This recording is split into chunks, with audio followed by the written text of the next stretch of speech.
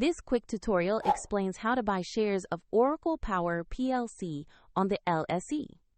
Oracle Power Plc develops and operates power generation and energy infrastructure. It trades on the London Stock Exchange under the ticker ORCP.L. This is educational content, not financial advice. To trade, you need a broker account. I'll use eToro as an example to show the steps. After registering, you must verify your account, typically by uploading an identity document, and then add funds before buying. Use the platform's search field and type the ticker ORCP.L to find the listing. Confirm you select the LSE entry so you have the correct Oracle Power Plc share.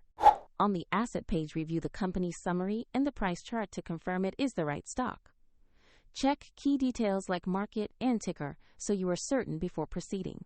To place your buy order, choose the Invest or Buy button, enter the amount you want to invest, and review the order details. Confirm the order. If the market is closed, your order may be queued, and if you lack sufficient funds, the platform will prompt you to add money before final confirmation. After the trade is executed, your position will appear in your portfolio. For convenience, the link to eToro is in the description below.